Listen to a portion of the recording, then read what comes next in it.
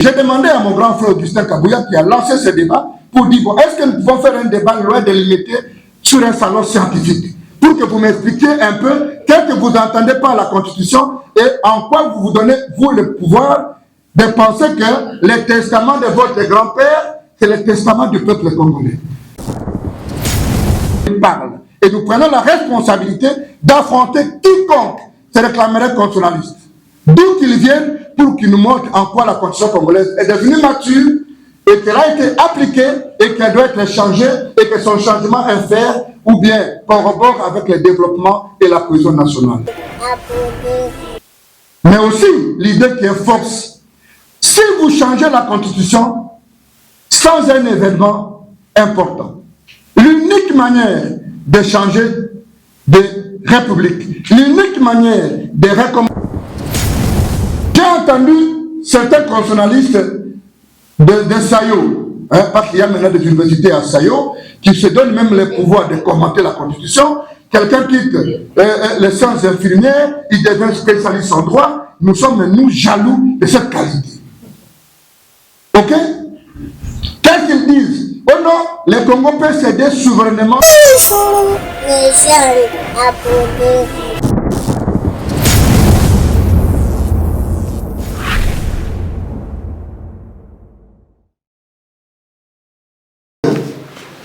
Et là, vous avez la difficulté de départir une qualité et politique. Vous avez raison.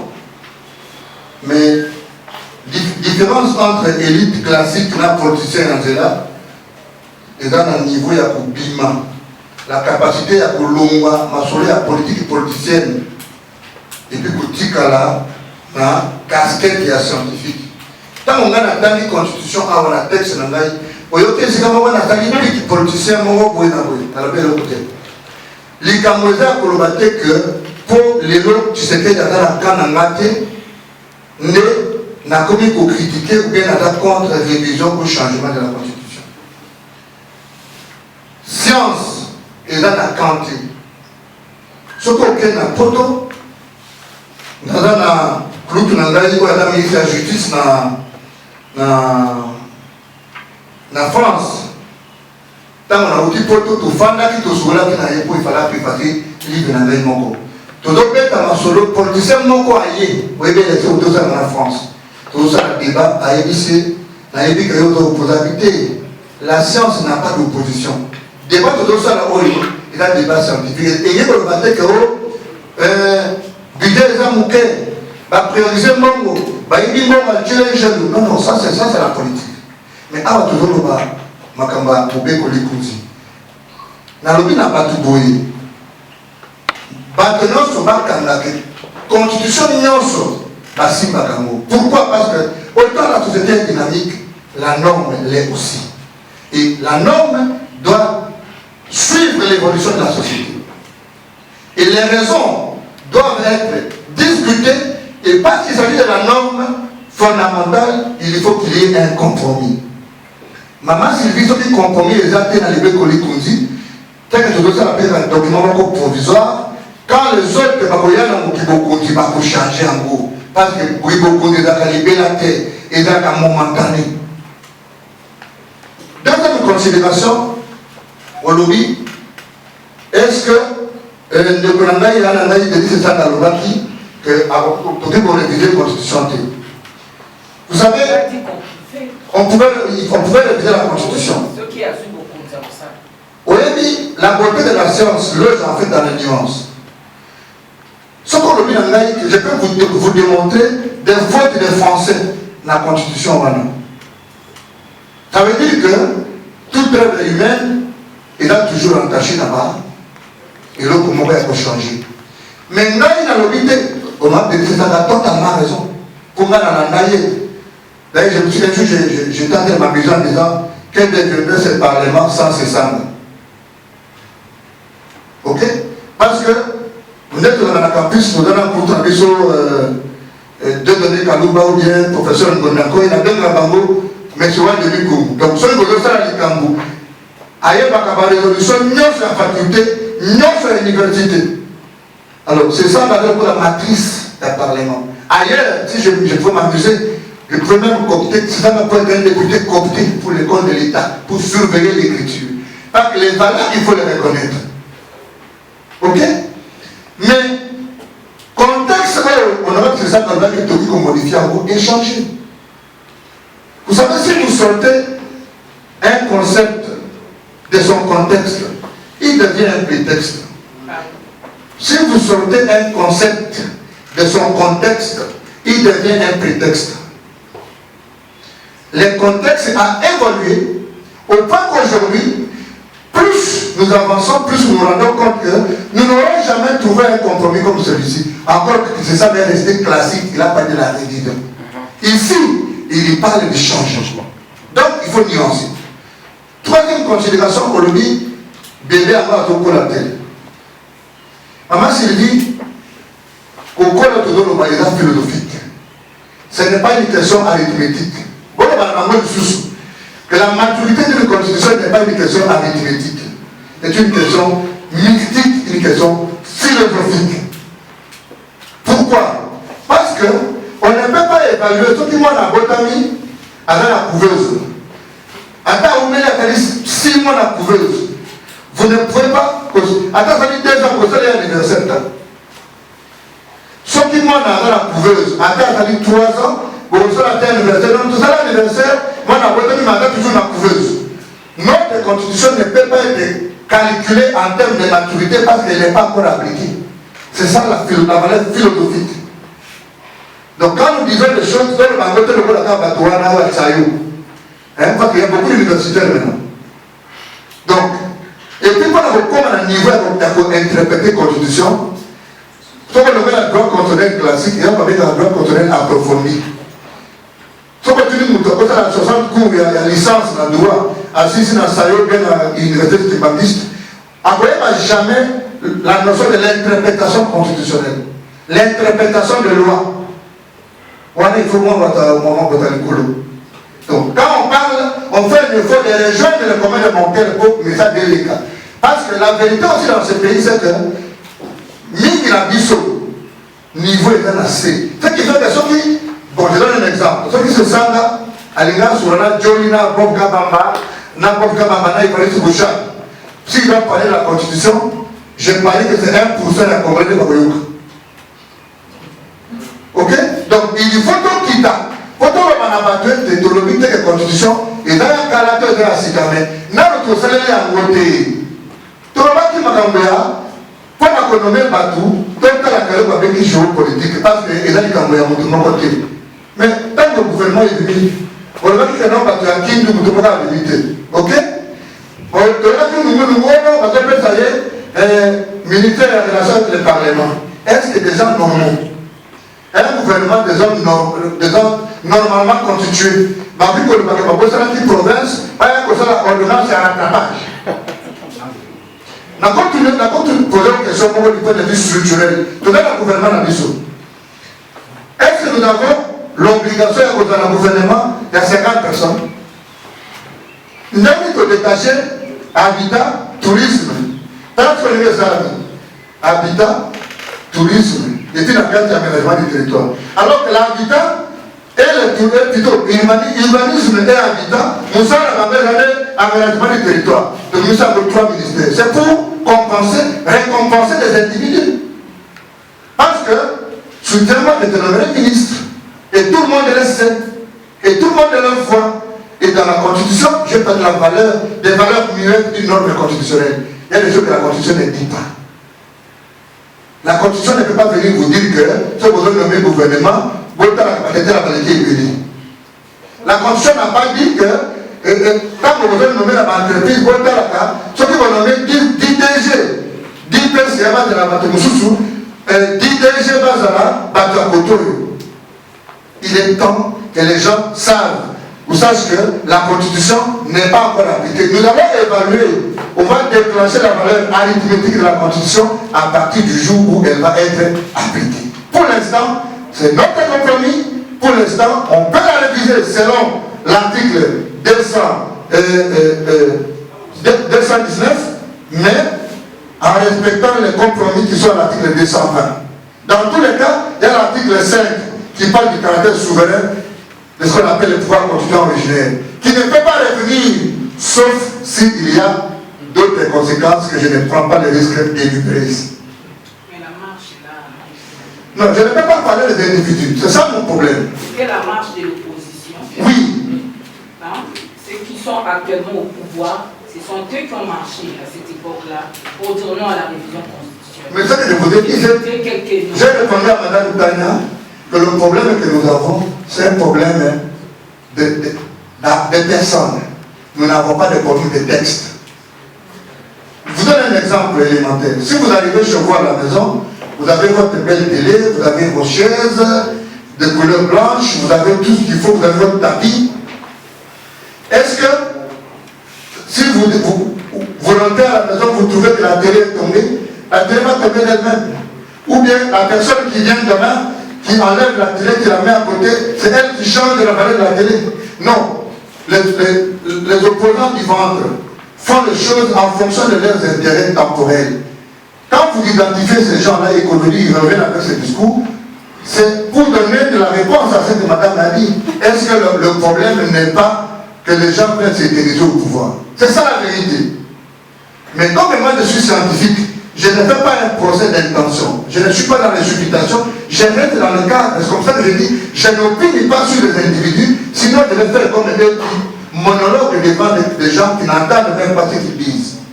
Moi je reste scientifique en disant, si les gens ont marché hier pour la non-révisabilité de la Constitution, qu'est-ce qui a changé?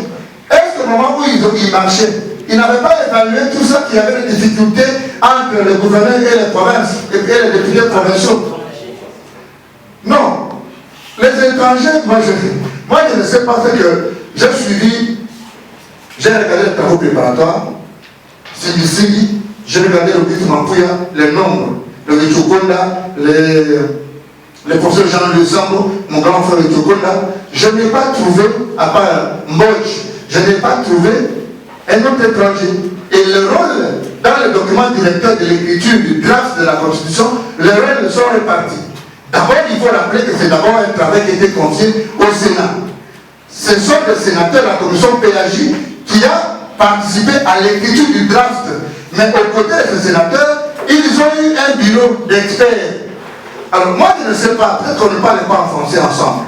Est-ce que le fait qu'on fasse appel à des experts pour éclairer les lanternes des sénateurs dans l'écriture du draft de la Constitution, fait de la Constitution une Constitution des étrangers? Bon, admettons tout, c'est pour les étrangers et les étrangers. Je vais m'entendre la notion de la belligérance. Mais si on parle de la belligérance, il y a un des plus grands belligérants qui est au gouvernement. Si nous voulons parler de la belligérance, on ne commencerait pas à poser la question aux belligérants qui sont au gouvernement parce que c'était l'opposition armée. Mais je me demande, est-ce que le fait d'être dans une opposition armée et d'aller à San City fait de vous des étrangers? Si c'est ça la réflexion, alors soyons cohérents jusqu'à la fin. Qu'est-ce que les belligérants sont au gouvernement alors que nous voulons encore écrire une nouvelle constitution? Ils vont influer sur la nouvelle constitution. Donc on aura toujours à entacher notre texte nouveau qui va finir parce que les belligérants ne sont pas partis. Il y en a qui sont encore jusque maintenant, soit au gouvernement, soit à l'Assemblée nationale. Donc il n'existe pas de belligérants. Et en droit constitutionnel, quand un texte passe par les référendums constitutionnels, les textes n'appartiennent même plus à l'expert. Ça relève le b.a.-ba de l'écriture constitutionnelle. Dire autrement, c'est faire la politique. Merci, on a ce défi.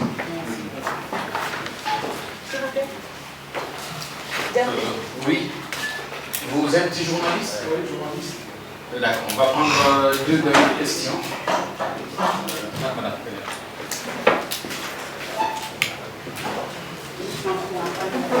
Comme toujours pour le compte Tac au Tac Magazine et Congo Web Télévision. Le chef de l'État et sa famille politique tiennent un moment d'épuisement. Ici, je suis parti de chez moi à 5 h du matin. Comme je suis partisan de l'heure, je ne pouvais pas arriver en retard. Or, j'ai choisi de discuter avec vous sur une thématique qui fait gazer, qui fait parler, comme Jean-Pierre l'a dit, des techniciens et même des charlatans. Il faut planter le décor. D'abord, remercier l'honorable Matata Pognon pour cette invitation, pour ce choix. Parce que, à un moment donné, il faut que la science parle. Et pour que la science parle, il faut se départir des considérations partisanes. Ne devient pas constitutionnaliste qui veut. Autant on dit, il existe des dispositions intangibles, autant on dit qu'il y a des dispositions qui sont devenues obsolètes dans notre constitution, autant on dit que c'est une constitution des étrangers, écrite à l'étranger par des étrangers. Donc je me pose la question, pourquoi tous ceux qui interviennent, la majorité, sont des docteurs de Paris à Sorbonne, d'autres de Louvain, d'autres encore de Liège, et pourquoi pas les ressources congolaises. Parce que le Congo forme aussi. Modestement, je suis un docteur de l'université de Kinshasa et je n'ai aucun complexe vis-à-vis d'un docteur de Paris, parce que la science sans conscience n'est que ruine de l'âme. Il relève de notre responsabilité aujourd'hui, devant l'histoire, devant la communauté scientifique, de dire la vérité. Elle n'est pas universelle, et nous allons partager notre opinion pour qu'elle rentre dans la balance de l'histoire, pour rencontrer ces théoriciens qui expliquent la Constitution au gré des vagues et selon les intérêts de leur ventre.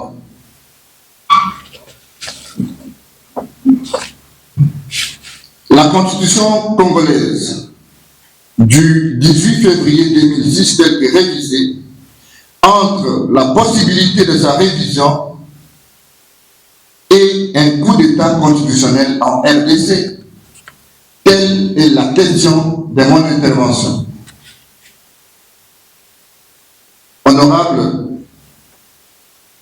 et chers compatriotes, cette question est d'une importance capitale au regard de la sensibilité du débat et de la place que la Constitution dans toute société démocratique s'inscrit. J'inscris cette intervention dans une dimension purement scientifique. Loin de toute considération politique et politicienne, il est de notre responsabilité, alors scientifique, de prendre la parole pour éviter le pire au peuple congolais. La Constitution est le pacte d'une société. Elle a une valeur ésotérique inaccessible aux non-initiés. Dans sa dimension anthropologique, toute constitution conserve les valeurs des démons ambiants, des tabous et des non-dits. La constitution est l'expression de l'identité d'un peuple.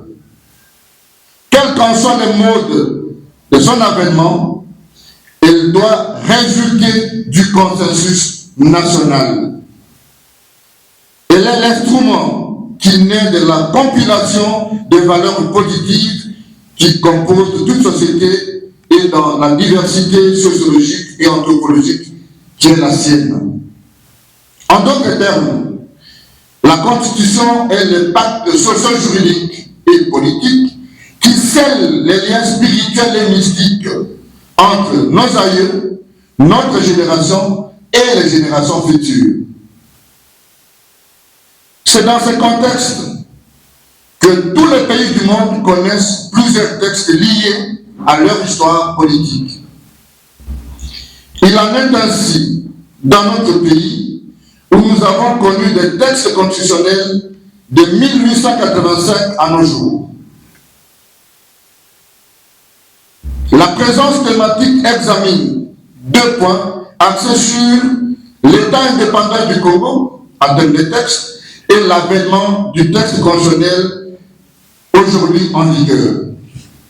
De l'état indépendant du Congo, si Félix Vundoy enseigne que c'est à partir de l'acte général de la conférence de Berlin qu'ont été jetées les bases de la naissance du Congo, aujourd'hui République démocratique du Congo, Dieudonné Kalouba estime tout de même qu'il serait difficile de considérer cet acte comme un texte constitutionnel tant que sa nature juridique demeure celle d'un traité international. C'est autant dire que l'État indépendant du Congo n'avait pas de constitution au sens formel, mais au sens matériel. Tous les textes ayant jeté les bases de l'organisation et de l'exercice du pouvoir politique de l'État indépendant du Congo peuvent être reconnus comme des textes constitutionnels. Tel est le cas notamment des décrets suivants. Décret du roi souverain du 30 octobre 1885 sur l'organisation provisoire du gouvernement central. Décret du roi souverain du 6 avril 1887 sur l'organisation du pouvoir local. Et selon Dieudonné Kalouba toujours, ce marasme constitutionnel a perduré jusqu'en 1908. Cependant, il essaie de préciser qu'en 1831 naît la constitution belge du 7 février. En cette période, le Congo était régi par la constitution belge de 1831, telle que révisée par la loi fondamentale et la loi constitutionnelle du 7 septembre 1893, soit 1893, avant d'être régi par les lois fondamentales de 1960. Il s'agit de deux textes belges votés par le Parlement belge à Bruxelles, sanctionnés et promulgués par le roi de Belge et la Constitution du 1er août 1964, dite Constitution de Louvabourg. L'avènement de ce texte constitutionnel est dicté par le fait que jusqu'en 1963, le Parlement ne s'était jamais réuni en assemblée constituante pour élaborer un texte constitutionnel définitif. D'où la décision du chef de l'État de mettre en congé. Ce dernier est confié la rédaction à une commission composée d'experts congolais dont Marcel Antoine Liao. Ensuite, la constitution du 24 juin 1967, qui est un texte constitutionnel qui intervient à la suite du coup d'État opéré par le général Mobutu. C'est une œuvre controversée parce que rédigée par une commission présidée par le président Mobutu en personne, entourée des experts dont les plus emblématiques demeurent Etienne Tshisekedi, Wamulumba, Gérard Kamanda et Marcel Liao. Viendront la loi numéro 93 du 2 avril 1996/2000 du 1er juin 2000. Ensuite, la constitution de la transition du 4 avril 2003 et enfin la constitution du 18 février, telle que révisée le 20 janvier 2011. Avènement de cette constitution, qu'est-ce que nous pouvons retenir? Élaborée sur base d'un compromis politique définitif, il faut le souligner, de forces sociales et politiques, laquelle constitution a la particularité d'être adoptée par référendum constitutionnel. Elle inaugure un régime parlementaire rationalisé et organise un État à régionalisme, qui est un compromis. Alors un compromis constitutionnel, très proche du fédéralisme, dont les contours sont aujourd'hui parachevés grâce aux épreuves de la pratique jurisprudentielle, affirme Dieudonné Kalouba.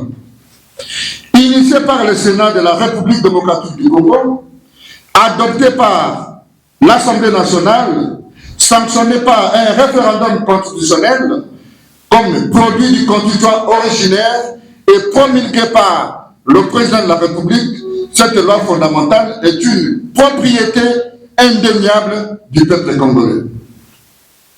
Toute aventure à lui attribuer un autre géniteur n'est qu'une méconnaissance congénitale des normes, mais aussi une aventure scientifique périlleuse.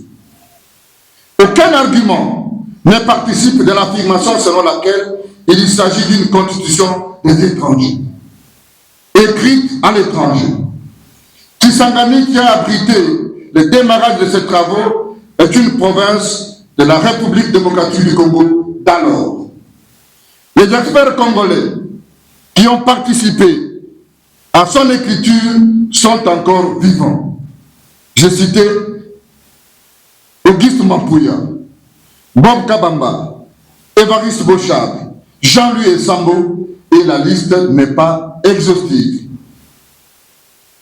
Peut-on dire de la Constitution qu'elle est une œuvre étrangère parce qu'elle a connu l'intervention d'un expert béninois ou guinéen? Peut-on dire que la Constitution est une œuvre étrangère parce que dans le cadre des rapports bilatéraux entre les États, en l'occurrence la République de Belgique et la République démocratique du Congo, que la Constitution actuelle est une œuvre des étrangers? Je répète, cela dénote, si ce n'est pas de la mauvaise foi d'une aventure politicienne, c'est une méconnaissance congénitale, non seulement de l'histoire constitutionnelle congolaise, mais aussi de notre Constitution et de tous les contours de son écriture. Le constitutionnaliste n'est pas celui qui interprète la Constitution selon ses humeurs et son positionnement personnel. Le constitutionnaliste est celui qui fait parler la Constitution. Au-delà du pouvoir de la Cour constitutionnelle, qui est un pouvoir légal, constitutionnel, d'interpréter l'esprit et les normes constitutionnelles, les doctrinaires, dans sa mission scientifique, c'est d'amener un service au regard de la mission de l'université, rendre service à la société et faire la recherche. Si donc les spécialistes, les constitutionnalistes, entre guillemets, s'arrogent le pouvoir d'interpréter la Constitution ou la doctrine constitutionnelle au regard de son positionnement, c'est un constitutionnaliste qui mérite une place dans la poubelle de l'histoire. Il s'agit d'une responsabilité scientifique comme élite, comme intellectuel entre parenthèses, c'est des concepts assez utilisés, assez usés, à tort ou à raison, confondant ainsi élite, intellectuel, porteur de diplômes et de diplômés. Parce que science sans conscience n'est que ruine de l'âme. Je l'ai dit. Impossibilité tirée de l'interprétation de la révision de la Constitution. Dans la poursuite de la protection de la Constitution par les constituants originaires, il est interdit de procéder à la révision constitutionnelle. Cette limitation est temporelle et elle est matérielle. Impossibilité matérielle, ou plutôt temporelle. Les constitutions limitent parfois le pouvoir de révision constitutionnelle dans le temps. En d'autres termes, elles interdisent les révisions pendant un certain laps de temps. Dans tel cas, on parle de limites temporelles du pouvoir. Pendant l'intérim à la présidence de la République, lorsque l'Assemblée nationale ou le Sénat se trouvent empêchés de se réunir librement. On peut déduire que l'article 219, que c'est un temps normal que l'on peut procéder à la révision constitutionnelle. Celle-ci ne pouvant intervenir en période de trouble. Aussi, en tant que rempart de liberté et de la démocratie, la Constitution prévoit les règles régissant l'action de certaines autorités constituées dans des situations exceptionnelles menaçant l'intégrité du territoire ou mettant en danger les institutions de la République. Pendant cette période, qui requiert l'unité et la cohésion nationale, il convient d'éviter des débats à même d'y porter atteinte. C'est pourquoi toute révision constitutionnelle est exclue en temps de guerre. Autant poser la question aux compatriotes, vous pouvez être journaliste, mais vous êtes d'abord congolais. Est-ce que pour qu'on soit dans un état de guerre, il faut qu'une autorité habilitée l'ait déclaré? Si dans un pays, plus de 120 agglomérations sont entre les mains des ennemis, est-ce que le Congo n'est pas dans un état de guerre? Chacun de nous pourra répondre à cette question. Limite matérielle. L'examen des textes constitutionnels nous amène à constater que quelques-uns de ces derniers consacrent l'interdiction de la révision de certaines de leurs dispositions. Celles-ci ou ces dispositions sont appelées limites matérielles, limites de fond ou limites relatives à l'objet de la révision. En d'autres termes, quelques constitutions contiennent des dispositions intangibles, mieux des clauses irréformables. Ce sont les dispositions qui ne peuvent en aucun cas faire l'objet d'une modification quelconque. Ainsi, si la Constitution prévoit une telle intangibilité, la révision ne peut y déroger, sans ouvrir la boîte à Pandore appelée fraude constitutionnelle. Mieux, un coup d'État constitutionnel. Car l'intangibilité poursuit la protection de certaines matières pour l'efficacité du fonctionnement de l'État et de la pérennisation de notre système démocratique.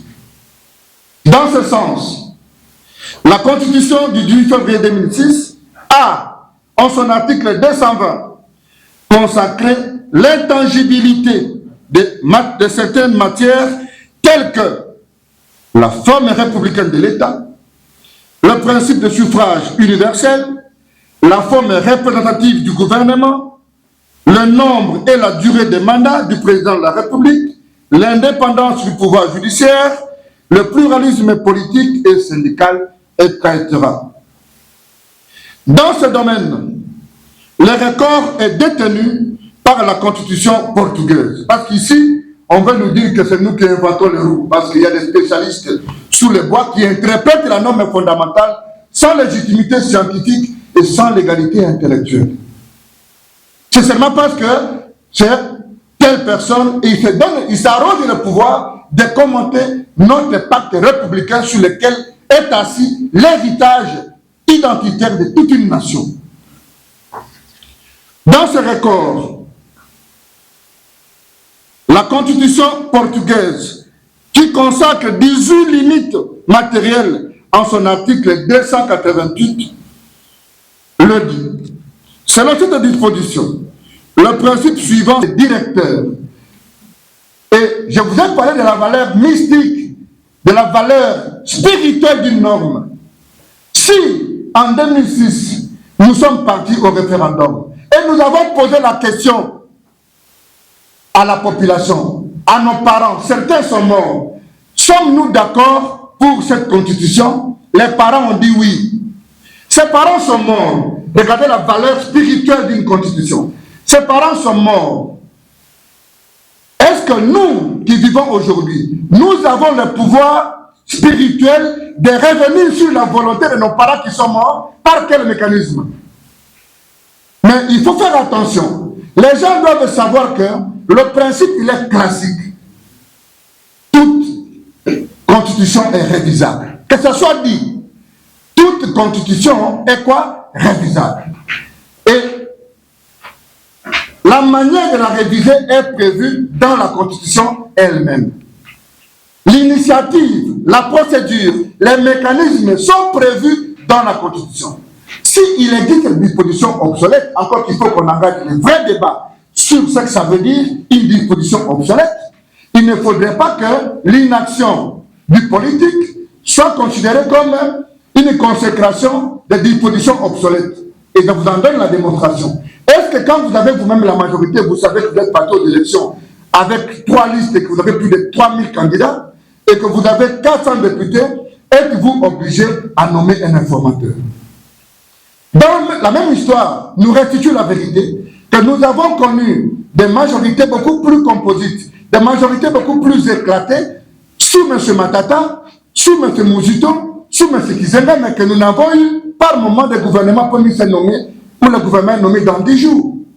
Donc, les gesticulations politiciennes ne peuvent pas ébranler la volonté de tout un peuple. J'ai entendu certains constitutionnalistes de Sayo, parce qu'il y a maintenant des universités à Sayo, qui se donnent même le pouvoir de commenter la Constitution. Quelqu'un quitte les sciences infirmières, il devient spécialiste en droit. Nous sommes, nous, jaloux de cette qualité. Ok? Qu'est-ce qu'ils disent? Oh non, le Congo peut céder souverainement ou bien momentanément sa souveraineté. Qui ne connaît pas que dans ces pays, où, au moment de l'écriture de la norme, il y a ce qu'on appelle en Afrique le panafricanisme. Et donc, la volonté du Congo ou la vision, la vision congolaise de l'Afrique.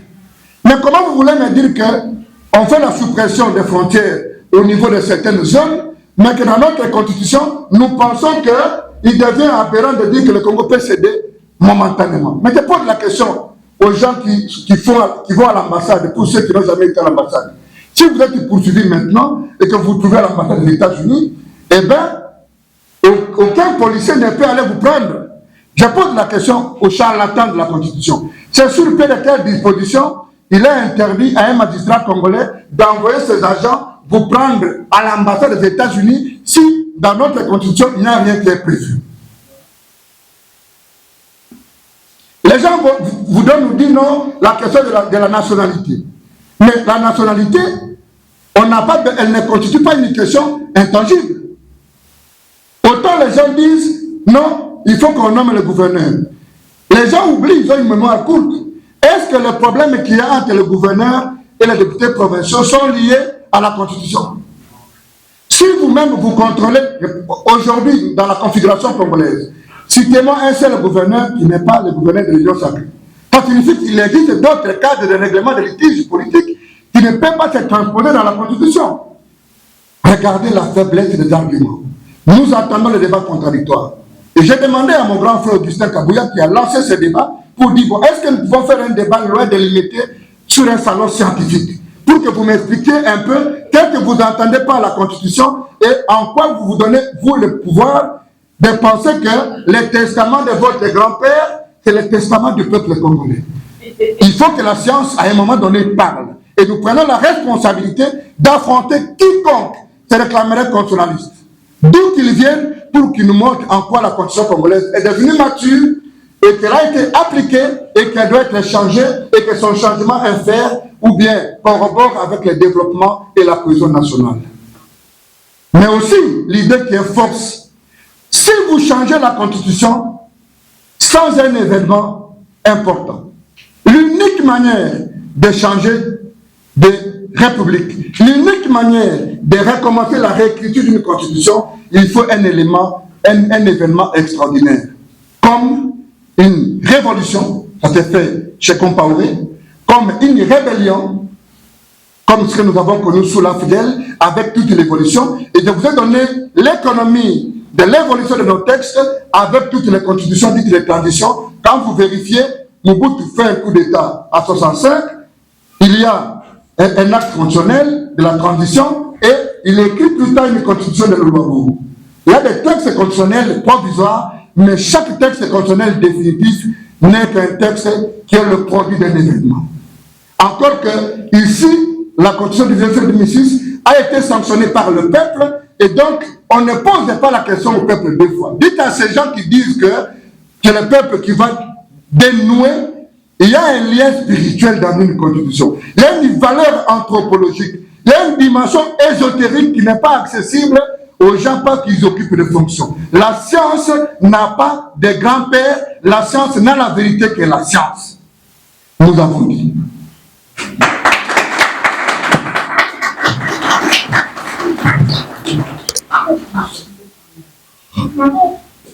Merci. Ne pourra gérer ce pays s'il n'y a pas de consensus. Et donc, la constitution que nous avons actuellement, les gens confondent l'écriture constitutionnelle à l'interprétation littérale. C'est une constitution de compromis et j'étais encore jeune quand cette constitution a été écrite. Je me suis donné la peine comme doctrinaire à fouiller dans les annales, les travaux parlementaires pour comprendre les options tranchées. Pour moi, ce n'est pas une constitution ou l'écriture constitutionnelle qui est en fait un problème dans un système étatique. Ce sont des animateurs, ce sont des personnes. Vous me posez la question sur le fait que la crainte est que le président actuel s'éternise au pouvoir. Je vous ai dit que si je fais la conférence au siège du LGD, c'est une tribune populaire et qui est essentiellement scientifique. J'aurais fait cette conférence au siège de l'ensemble. Et donc, je refuse de répondre à votre question pour ne pas colorer mon intervention. Je n'interviens pas ici comme politique, j'interviens comme scientifique. Donc, si j'ai mis ces articles, j'ai mis cette barre haute pour rester dans la dimension scientifique, parce que les autres peuvent venir. Et j'ai lancé le débat. Je veux que quelqu'un vienne me répondre sur la maturité de la Constitution, sur les dispositions obsolètes, sans m'évoquer le fait que ce sont les animateurs qui ne sont pas à la hauteur de nos enjeux. Donc, tout ce que vous avez dit se résume dans le fait que toute constitution est révisable. Vous avez évoqué vous-même les conditions, les mécanismes. L'initiative peut être prise par qui? Tout est dit dans la constitution. Je n'ai pas de problème de révision. Mais seulement je vous ai dit, si nous avons de la dynamique des changements, il n'y a aucune constitution au monde. Alors je défie encore une fois. Aucune constitution au monde n'a prévu les mécanismes de son changement. C'est pour vous dire que la constitution est un socle. Elle jette les bases de l'État dans la durée. Il n'y a aucune constitution qui a dit non, moi je vais exister pendant 5 ans, après 5 ans je vais mourir et il y aura une assemblée constituante. Et même dans cette hypothèse, alors je vous réponds un peu techniquement, j'ai mes collègues dans la salle. Ça veut dire qu'est-ce qu'on appelle les constituants originels. Ça veut dire que c'est le peuple. Il y a les constituants dérivés. Toutes les constitutions du monde sont toujours écrites par un groupe de personnes qui soumettent à une chambre constituante et qui est adoptée. On pose la question au peuple. Alors je vous disais que on ne peut pas poser au peuple la même question 2 fois. C'est ça la science. Le reste, c'est le ventre. Si vous rencontrez quelqu'un qui vous dit non, on va lui poser la question au peuple, dites-lui qu'en droit constitutionnel congolais, comme moderne, de diverger jusqu'à ma dernière thèse modeste, on ne pose pas la question au peuple sur les mêmes.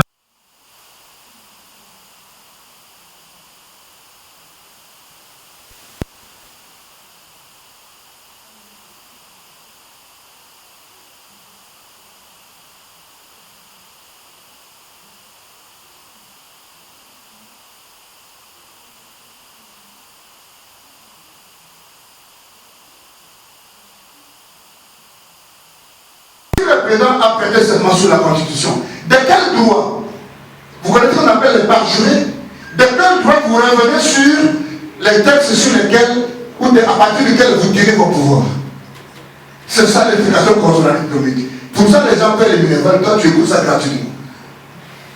Merci.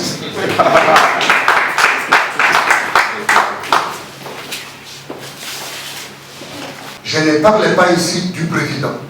Il y a une différence à faire entre l'institution président de la République et la personne de M. Étienne Tshisekedi.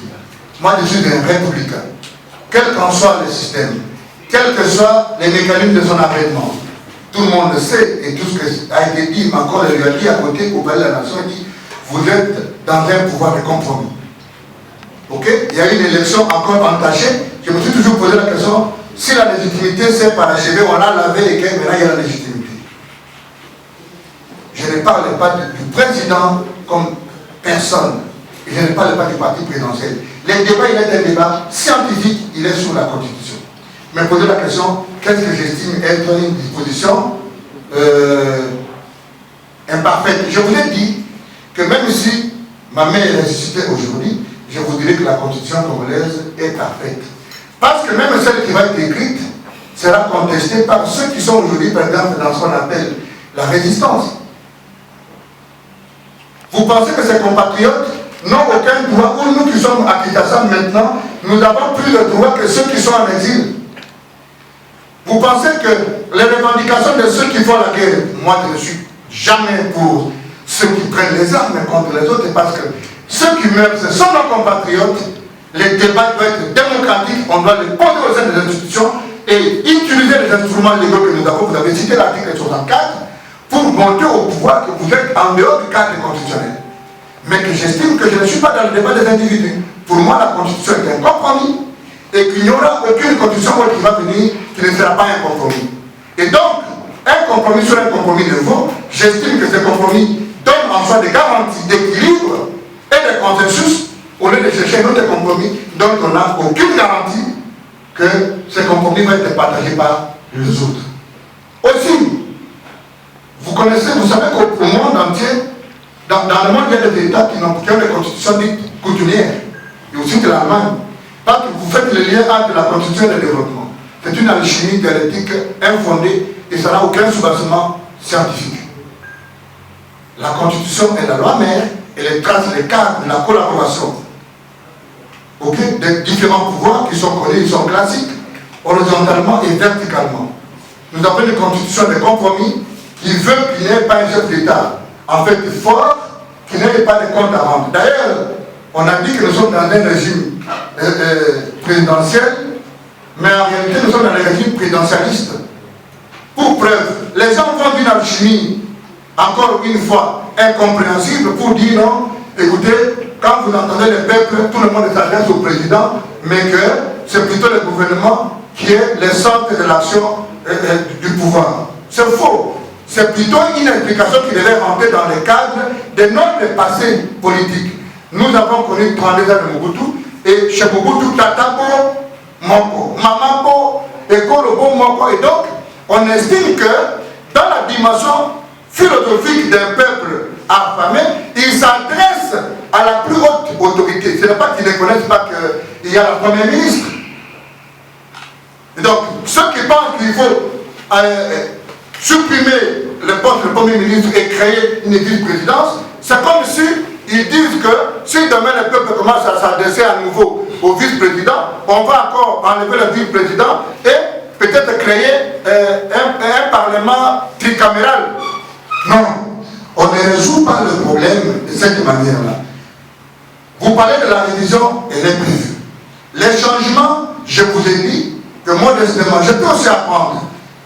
On ne change pas de constitution sans un événement imprévisible. Et les événements imprévisibles qui sont prévisibles, c'est notamment une insurrection, une révolution et un coup d'État.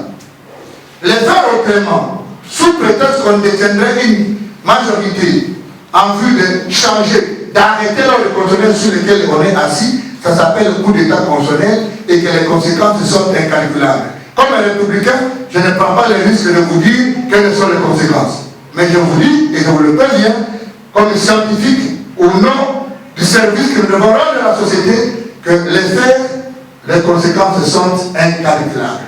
Merci.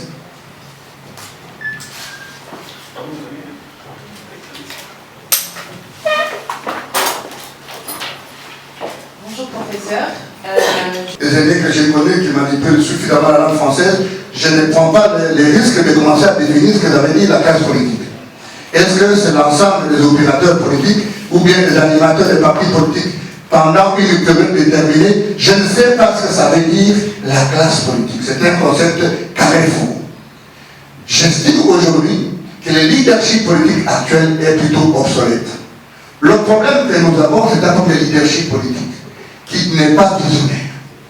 Si le leadership politique n'est pas visionnaire, vous pouvez pas avoir la meilleure constitution du monde, et bien nous allons faire le sous-classe.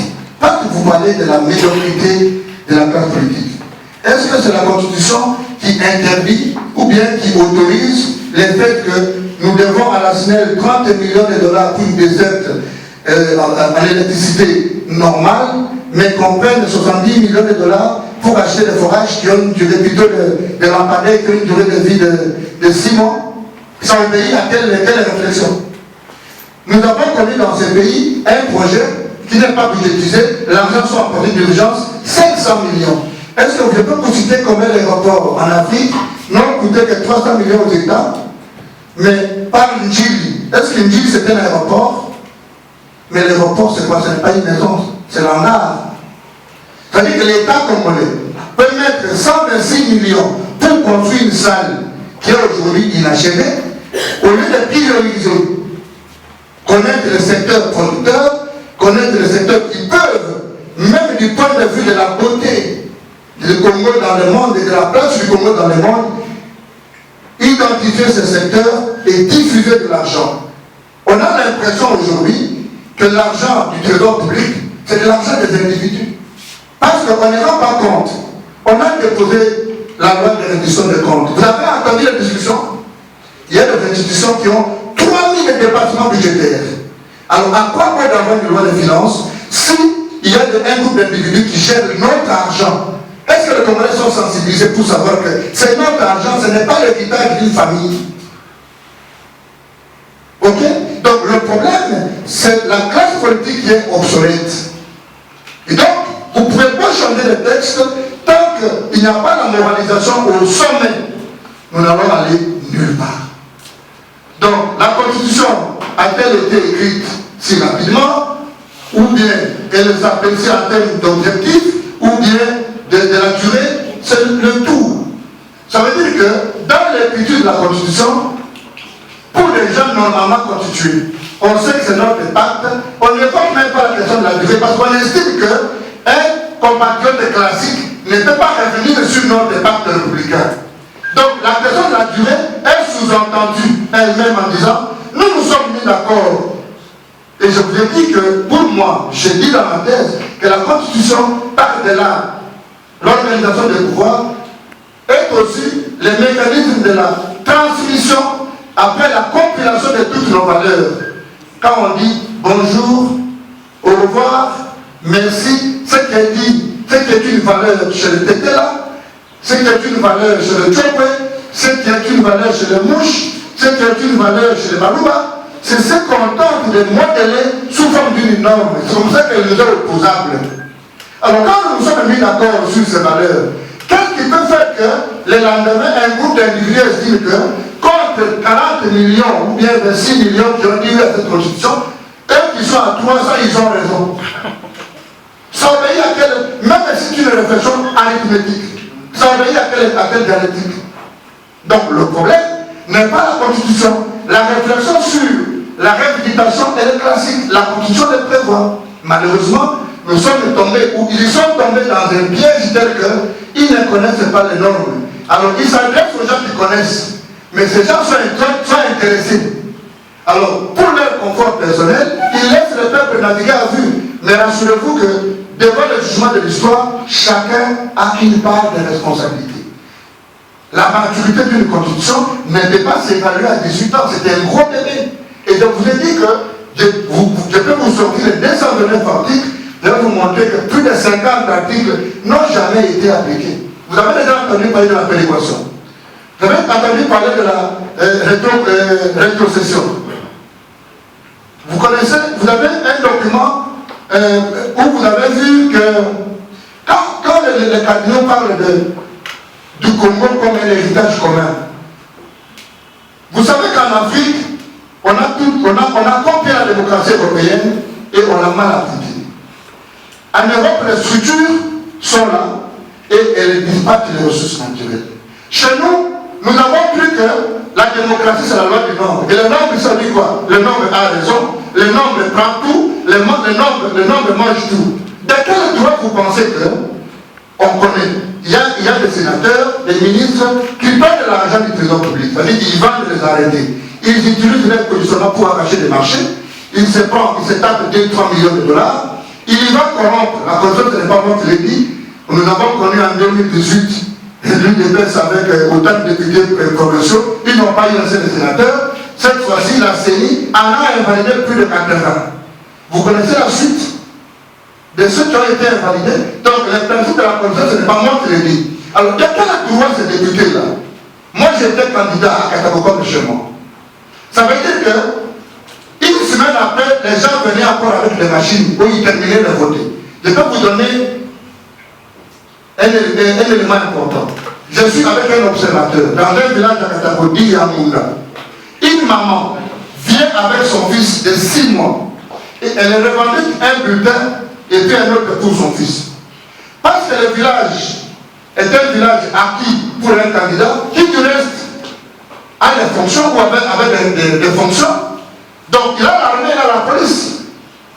C'est eux qui désignent les animateurs de chaque bureau de la CENI. Donc à l'intérieur du pays, tout le monde sait qu'il n'y a pas élection.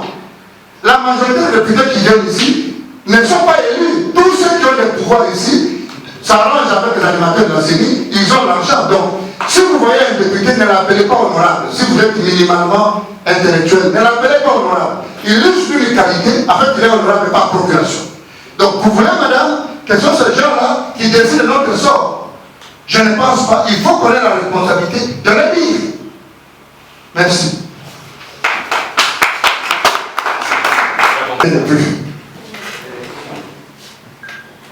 À ma connaissance, jusqu'au moment où nous parlons, les sols et les sous-sols nous appartiennent. Sinon, on serait envahi par les Centrafricains, les Zambiens, tout le monde. Le Congo, c'est l'Eldorado, c'est la réserve mondiale. Donc, les sols et les sous-sols appartiennent toujours à l'État.